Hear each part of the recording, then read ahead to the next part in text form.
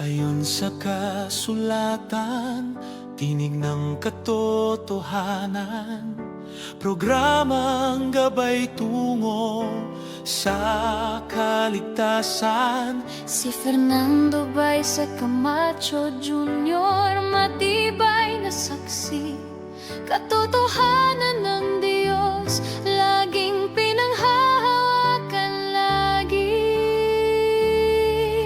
Sa bawat aral na kanyang binibigkas, liwanag ng langit sa puso ay bukas. Maling aral ay tinutuwid niya,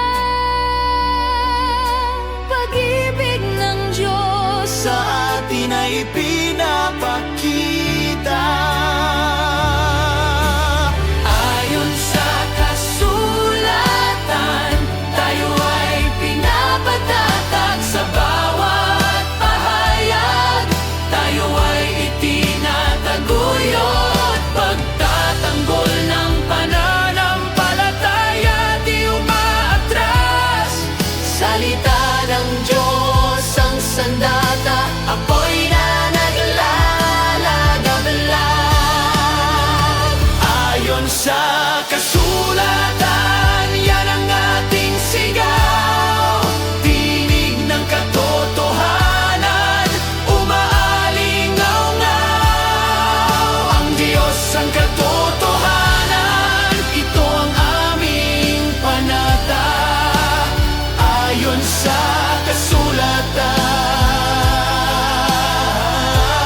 buhay namin ay sa Kanya.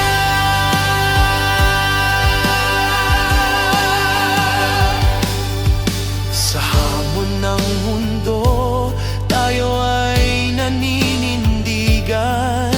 Tapat na aral laging pinanghahawakan. Si Brother Fernando, tapat na bantayog, sa bawat salita, lakas ang naihahandog. Sa dilim man o bagyo, may liwanag na totoo.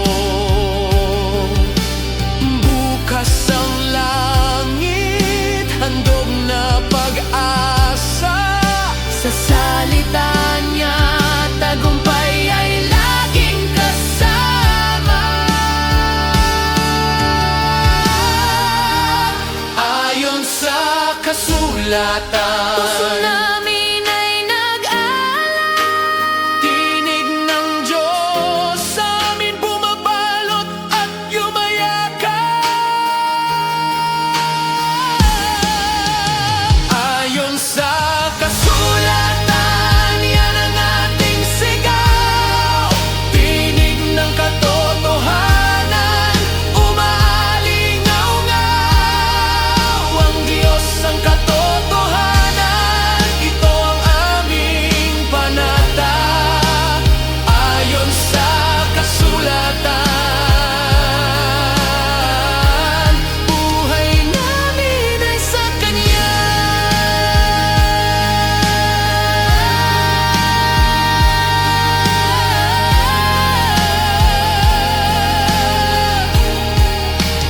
Ayon sa kasulatan, laging magliliyab ang aming pananampalataya.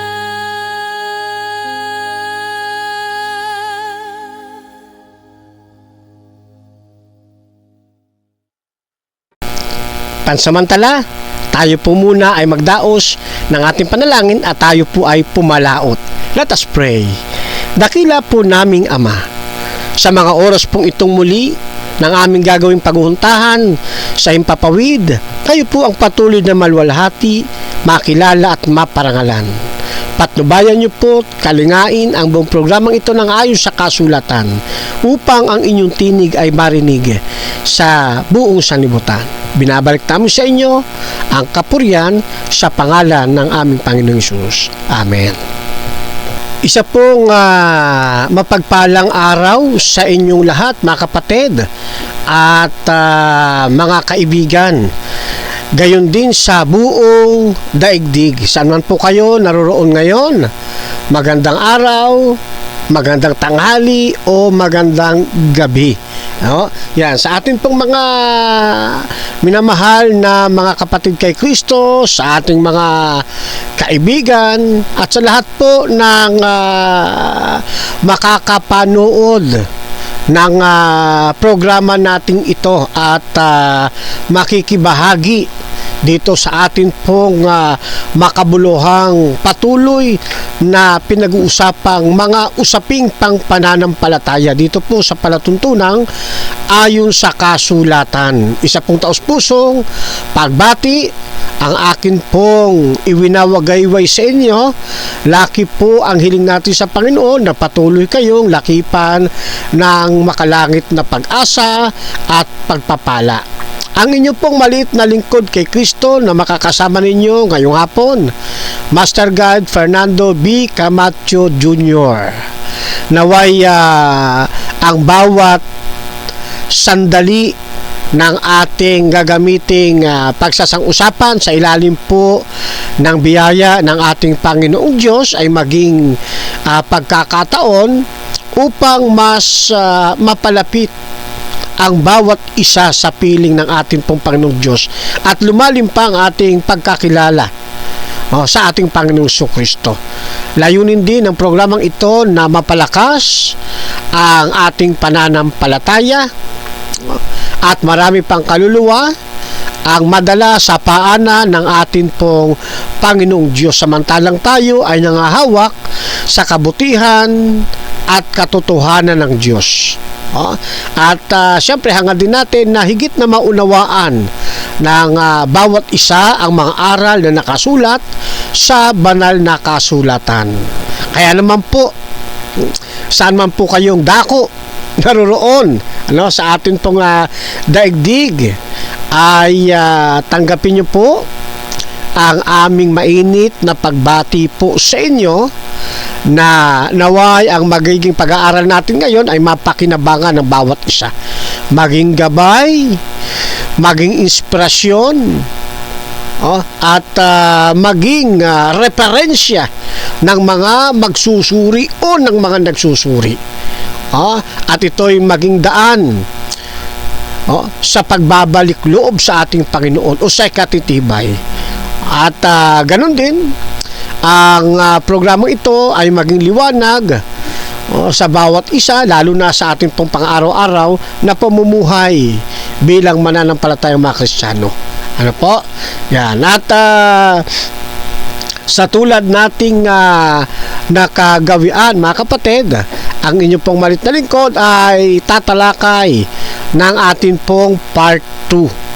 Nung nakaraan, natalakay natin yung part 1 ng nagbabagang reaksyon 2026. Ngayon naman ay nasa part 2 tayo ng nagbabagang reaksyon. Ang atin naman pong bibigyan dito ng linaw ay ano ang ibig sabihin ng salitang maiwala. Ano po? Yan. Magandang pag-aaral po ito kasi marami po rito ang nahihiwagaan. Ang iba naman ay naikukompromiso yung kanilang pakikipagdiskusyon ay hindi maintindihan ng ilan ano ba ang ibig sabihin ng maiwala. Kasi nung nakaraan ay nagkaroon tayo ng dialogue dito. Okay? Pero ganun pa man mga kaibigan, ay nais ko munang unang bigyan ng pansin itong bagong post ng kapatid na Erwin de la Cruz na napapakilalang kulto. Ano po? Yan. Ito'y mainit-init pa mga kapatid. Sabi niya rito, pakinggan mo ito, Master Liar. Yan. Pero tandaan nyo, nung nakaraan pinag-aralan natin, yung Master Liar, walang iba kundi si kapatid na Erwin de la Cruz at hindi tayo. Defense mechanism lang po niya na tayo yung pinagagamit niya ng katagang ito. Ano po? Hindi po ito para sa atin. No? Kasi ako po yung MG, Master Guide, hindi ML. Si Kapatid Erwin, siya ang pinagkakapitan nito kasi siya yung umamin na siya ay kulto. Oh, inamin talaga niya yun mga kapatid, di ba? Na siya ang kulto. Oh, at yung siyempre, yung kahulugan ng kulto na sinasabi niya, at yung kulto na kino-quote ko, na siya rin namang kanyang tinanggap ay yung makabagong kahulugan ng kulto, yung laban sa katwiran ng Diyos. At ito po ay kanyang inangkin. Okay? Inangkin po niya yan, hindi po niya yan itinanggi. Tinanggap po niya yung titulo po na yan. Yan.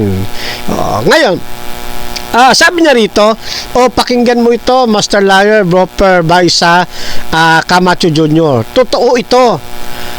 At ang ganitong talent na mayroon ka, ang tawag dito ni Senator Ping, devil incarnate, which happens to be true. Kasi sabi dito ni Senator Ping Lacson, ibang klase ring talento ang magsinungaling nang hindi man lang kumukurap. Yan. Pero ano naman ang tawag sa taong kayang simulan ang kasinungalingan gamit ang salita ng Diyos? Yan pong sinabi noong October 9, 2026 na inilathala sa News 5. Now, ako ay hindi ko nasaksiyan kung talaga sinabi ito ni Senator Ping Lacson. But sinabi man niya o hindi, sa akin walang talab ito, walang problema sa akin to kasi hindi naman talaga akong master liar. Ikinakabit lang sa akin ito ni Erwin de la Cruz para lang mapagtakpan na siya talaga ang master liar na kanyang minana doon sa kanyang ama sa Juan 8:44. Ano po? Ngayon, ako po ay natatawa kasi lalo lang pinatutunayan ni kapatid na Erwin de la Cruz ng Born Again Baptist ng Calvinist, na membro ng Joy in Christ, na siya talaga ay wala sa panig ni Kristo.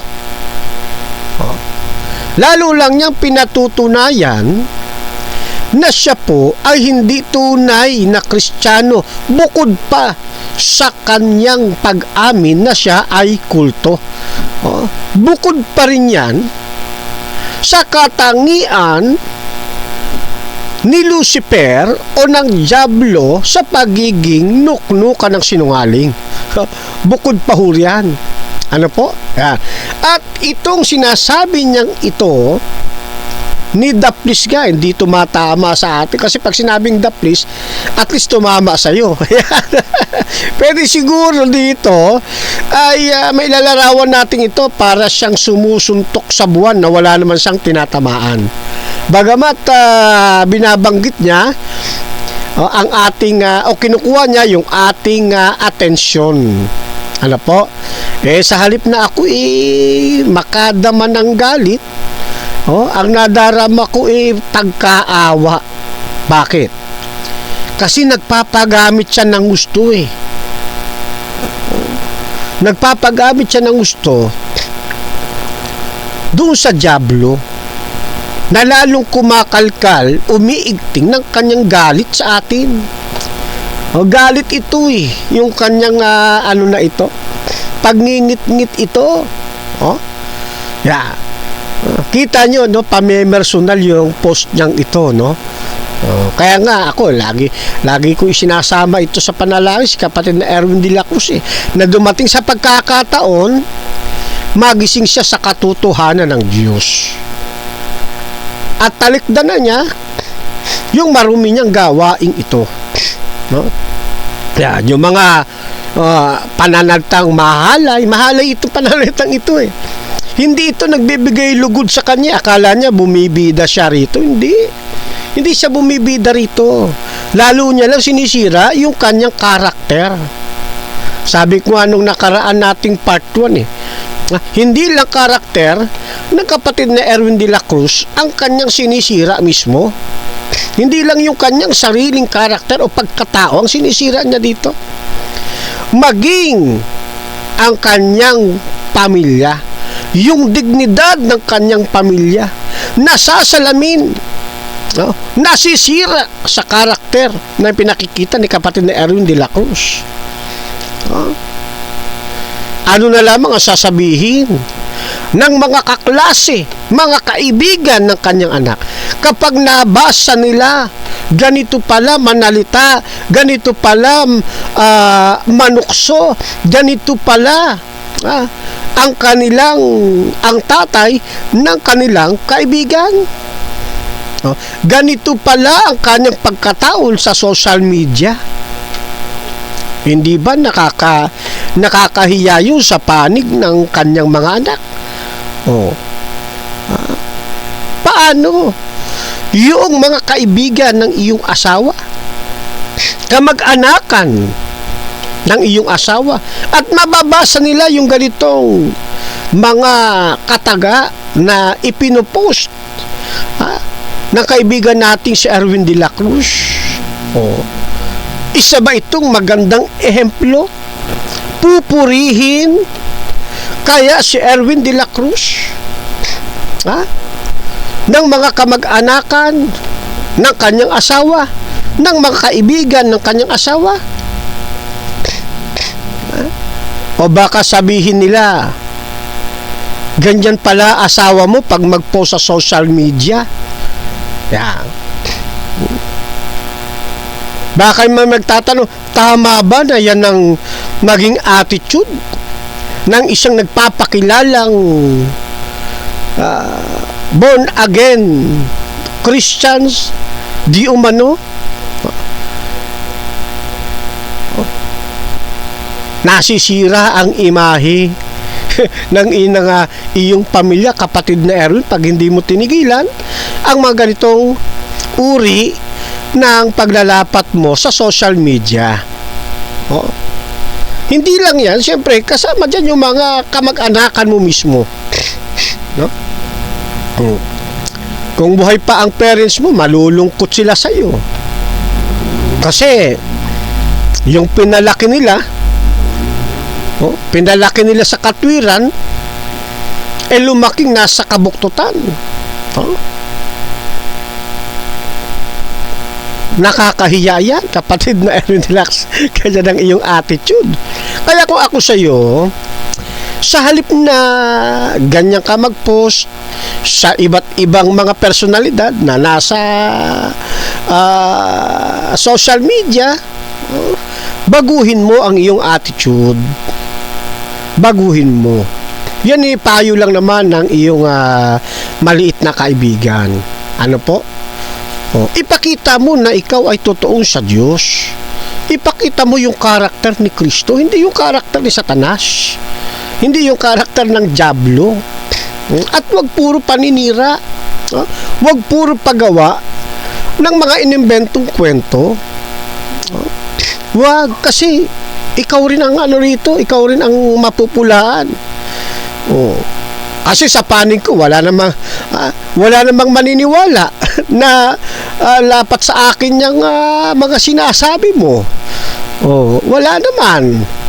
Kaya lahat ng ito sa'yo lang ito lahat bumabalik, nagbubumerang lang ito sa'yo tingnan ninyo, babasa tayo ng isang talata sa Biblia. Buhat ito sa kapitulo 4, talatang 29 ng aklat ng Efeso. Ano ang sabi sa atin ng talatang ito? anumang salitang mahalay ay huwag lumabas sa inyong bibig, kundi ang mabubuting ikatitibay ayon sa pangangailangan upang makinabang ng biyaya ang mga nagsisipakinig. Itong taguring ito, mahalay na pananalita ito eh. Kung ako mahinahinang mananampalataya, mapipikon ako, masasaktan ako, mai-stress ako, di ba?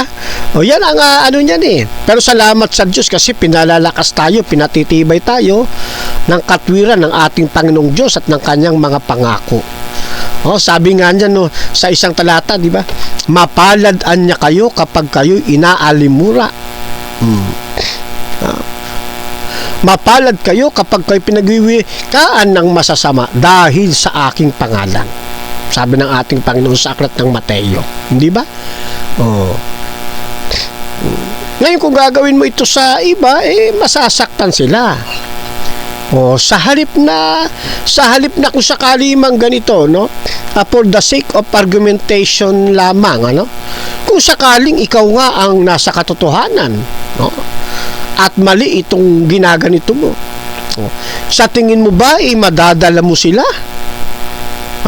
Sa paanan ni Kristo? O lalo mo silang itinutulak papalayo? yan po ang ano niyan eh. Yan ang replika niya pag binaliktad ho natin eh. For the sake of argumentation lang. Pero siyempre alam naman natin, nasa maling pananampalataya si Erwin de la Cruz. At ako naman sinasabi ko na siya ay kulto hindi dahil sa kahalayan ng panalita, kundi dahil siya mismo ang umamin nito. Siya mismo ang tumanggap dito sa kanyang sarili. Hindi na ito galing lamang sa akin. Tinanggap na talaga ito ni Erwin de la Cruz na siya ang kulto. Ngayon kung sa pagkakataong ito sasabihin niya hindi ko tinanggap ang na ako kulto, halimbawa sasabihin niya gano'n, di lalong kakapit na naman sa kanya yung master liar, di ba? Kasi tinanggap niya ito eh.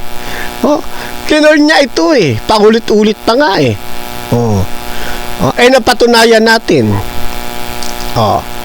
Tanggap niya.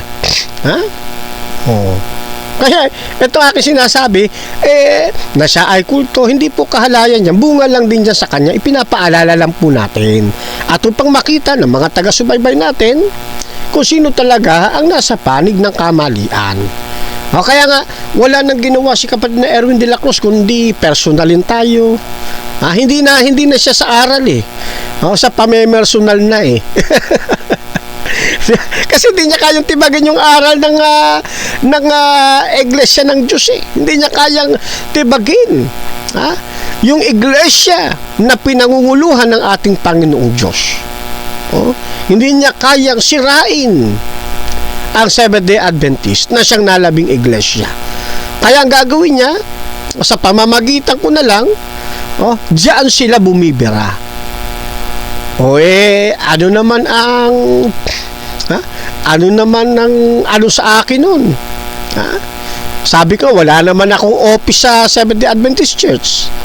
Wala naman akong posisyon. Isa lang akong simpleng membro.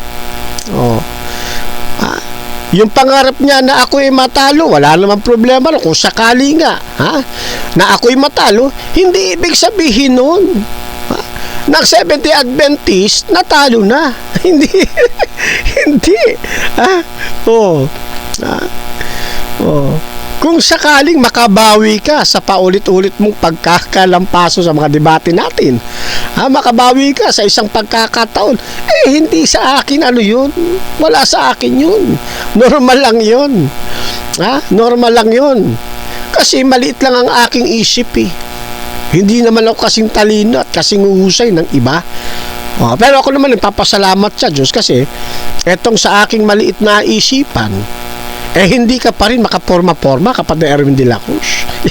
Kaya naiintindihan kita kung bakit sa pamamagitan ng ganito mong pamemersonal muna lang ako dinadali. Kaya lang Hindi tumatama eh. Lisya eh. Lisya. At yung mga nakakasubaybay, mga nakakapakinig, nakakapanood, hindi sila nagkakaroon ng kapakinabangan sa mga pagpupost mong ito. Hindi rin sila tumitibay sa pagpupost mong ito na papanig sa'yo. Kundi, baliktad. Lalo sila tuloy tumitibay. Kung sila'y membro ng Seventh-day Adventist Church, lalo silang tumitibay sa ginagawa niyo ito. Sa bakit? Sabi ng Panginoon katunayan lamang ito na ang dragon galit na galit talaga sa babae sa nalabing iglesia. Kaya hindi katakataka maging ang mga miyembro o maliliit na mga ngaral ng Seventh-day Adventist ay tratuhin ni kapatid na Erwin de la Cruz ng ganito. Yan. Kami inihanda na ng Panginoon dito sa mga bagay na ito Kaya wala na ito. Tignan mo, hindi naging kapakinabangan sa iyo ito, kundi nagbumirang lang sa iyo yung message na ito. Tignan ninyo, babasa tayo ng mga comments doon mismo sa pinagpostan niya. Sabi ni kapatid na Nelson Reyes, sakto yan sa mga Baptist. Kita mo? Hindi ka naging pagpapala Kita mo na, dahil sa'yo, nadamay tuloy yung iba pang mga Baptist sa ginawa mo. Diba? Yan ang mangyayari dyan. At isang lalabas niyan, isa ka malaking kahihiyan sa inaaniban mong church na Joy in Christ. Tapos hindi ka pa kinakampihan ng iyong chairman. Diyan sa Southern Baptist Church, di pa sa'y kumakampi. Nagsasarili ka ng doktrina. Kaya ito sinasabi, itong post mo na ito, kapag na Erwin de la Cruz, nagbubumirang lang ito sa'yo. Kaya dapat ikaw dapat ang nakikinig dyan, kapatid na Erwin de la Cruz. Palitan mo yung Broper by sa Camacho Jr. Gawin mong ganito. Pakinggan mo ito, Master Liar Erwin de la Cruz. Totoo ito. Ang ganitong talent na meron ka, ang tawag dito ni Senator Ping, Devil Incarnate, which happens to be true. Ganyan diba? Try natin palitan. Huwag ka magagalit dito, Erwin de la Cruz, Erwin de la Cruz. Kasi mas bagay ito sa iyo hindi ito bagay sa akin kundi bagay ito sa iyo Nasa screen ba?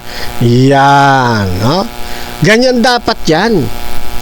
Laking nga natin ang bahagya. Yan, para kitang-kita ng ating mga kababayan.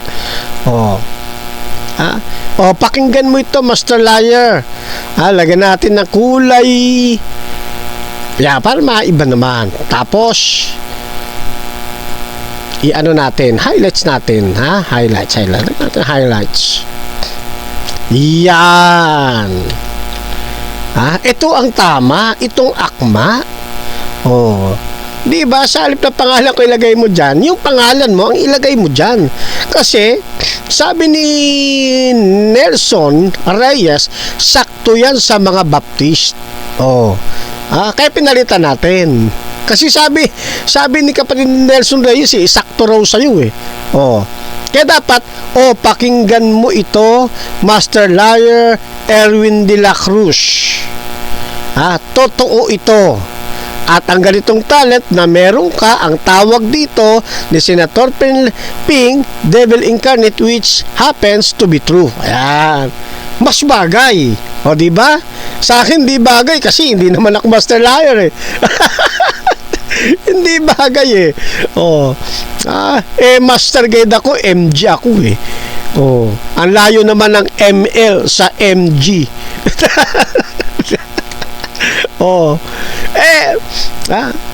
bakit ko ginanito? Hindi sabi kasi ni Nelson Reyes eh. Ha? Sabi niya idikit natin. No, sige. Di ba naman ako pagbintangan na, no? Ako sinunod ko lang yung ni kapatid na Nelson Reyes. Yan, no? Yan, sabi ni kapatid na Nelson Reyes. Nakapost ba? Yan. Di ba? Sakto yan sa mga Baptist, sabi niya. Di ba? May katwiran naman eh. May katwiran naman eh. Biruin mo, talo ka, ang kinin mong panalo ka. Di kasi nungalingan yun. Pastor liar nga. Ha? Tapos inangkin mo ikaw na kulto. Baka mamaya, itanggi mo. Di lalo mo na pinatunayan, Mr. Liar ka. Kaya bagay talaga ito sa'yo. At marami ng pagkakataon, pinatunayan mo yan sa sarili mo. Kapatid Erwin de la Cruz. Ayan. Punta pa tayo doon sa isang sa comment section ulit. Sabi ni Nino Padrera, kapareho mo naman yan, Erwin de la Cruz, Bendalo. Tatawa ko nito. Hindi galing sa akin to message na ito, ha? Paunawa, ito po ay galing kay kapatid na Nino Pedrera, na nalalaman niya yung mga katotohanan sa likod ng ginagawa ni kapatid na Erwin de la Cruz. Kaya sabi ni Nino Pedrera, kapareho mo naman yan, Erwin de la Cruz, Bendalo. Kasi nga sabi ng Biblia, sabi ng Panginoon, dapat mo sundin ang 10 utos di ba? Sabi ni David napakasarap sundin o kailigayang inam ang sundin ng iyong mga utos. Kasama 10 commandments dun tapos binabali ni Erwin de la Cruz. Tama nga si Nino Pedrera, Bendalo rin. Bendalo. Kapareho mo naman yan, Erwin de la Cruz, Bendalo. Wala na gila nga kasuguan, maong grabing magmaleta ng kwarta. Ikaw man, minaleta mo kwarta ng membro mo. Ayaw mo sa lumang tipan, pero pagdating sa tights at halad, ginagamit nyo malakyas 3Gs. Paka-uwaw lang mong mga evangelical kuno. Binabasa ko lang, mga kapatid, binabasa ko lang yung mga comments ng audience dito sa mismong ipinost ni Erwin de la Cruz. Basa pa tayo ng ilan. Sabi ni Rapi Gatal, nako, naniniwala ka pa dyan, Erwin? Sindikato, kuratong, desert murder case, maleta at smuggling cement na kanya anak. Yan ay sabi ni opinion ni Rafi Gatal. Ibig sabihin dapat hindi mo dapat gawing resource person, kumbaga si Senator Ping Lacson. Yun ang nakikita ko sa message ni Rafi Gatal.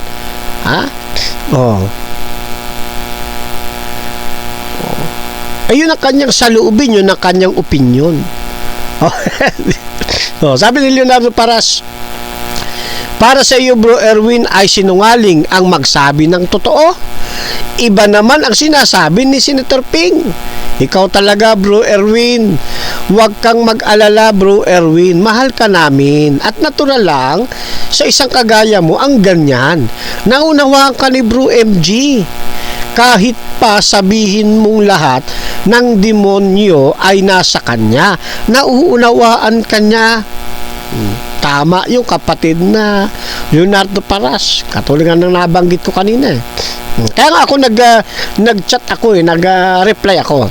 Sabi ko, amen Kap Leonardo Paras, to God be all the glory. Ipinagpipray lagi natin yan si Erwin de la Cruz sa Panginoong Diyos, na siya ay laging ingatan at mamulat sa katotohanan ng Diyos. Gusto natin kasi talikdan na niya yung masama niyang gawa eh. Ha? Ay yung alisin na niya sa buhay niya yung punteryahin ang nalabing iglesia. Salip sana na punteryahin niya nalabing iglesia, tanggapin niya ng totoo ang ating Panginoon Kristo upang siya mapaanib sa iglesyang ito na kinagagalitan niya, katulad ng galit na nararamdaman ng dragon. Siguro mas maganda rito maging kaanib siya na Seventh-day Adventist at maramdaman niya kung gaano galit ang dragon sa Seventh-day Adventist na siyang nalabing iglesia ng babae. Yan. At kapag naramdaman niya ito, makikita niya sa kanyang sarili, ito nga talaga ang tunay na iglesia ng ating Panginoong Diyos. Yung dating kinainis akong iglesia, yung dating ginagawang ko ng mga maling impormasyong iglesia, ito pala ang tunay na iglesia na itinatag ng ating Panginoon. Kailangan mo lang, kapatid na Erwin, maranasan ang tunay na regeneration sa iyong buhay na gagawin ng ating Panginoon. Kailangan mo lang isuko mo ng lubos ang iyong sarili sa ating Panginoon. Kasi kaming mga Adventist, ayaw naming mapasama ka eh. Doon sa Mateo 7:23, ayaw namin eh. Ang gusto namin makasama ka doon sa bagong langit at bagong lupa, at kapag nailagay na sa kaayusan ang lupang ito na kinatitirikan natin ngayon at ito'y kanya ng baguhin, pagkatapos niya itong maging bago, nakatulad sa Eden, ibababa niya tayo rito pagkaraan 1,000 taon. Gusto naming makasama ka rito sa buhay na wala ng katapusan, sa buhay na wala ng hanggan. Yan ang pangarap namin sa iyo, kapatid na Erwin de la Cruz.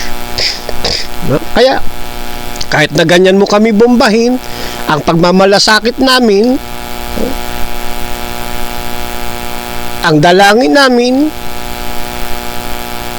at ang banal naming layunin, kahabagan ka at patawarin ng ating Panginoong Diyos.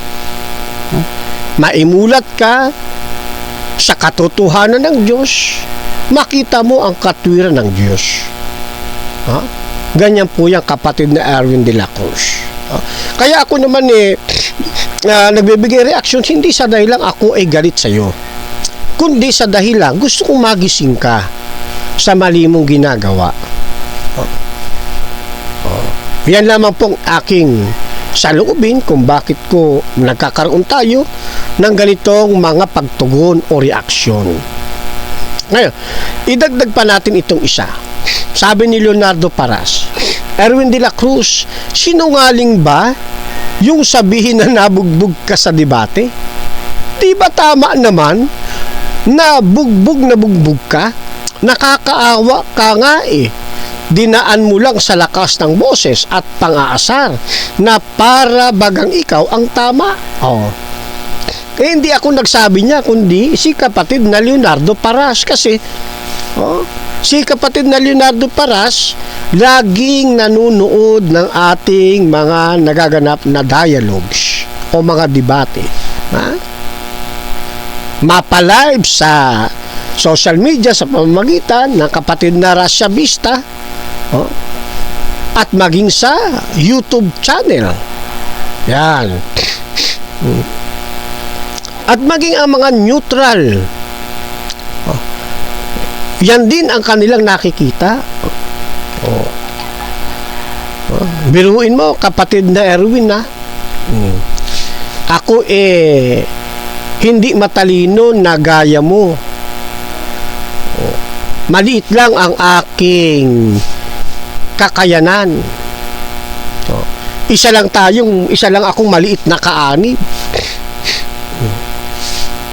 Hindi ako engineer, hindi ako architect, hindi rin ako abogado, pero salamat sa Diyos. pagdating sa katwiran ng Diyos, hindi naman tayo pinababayaan ng Panginoon.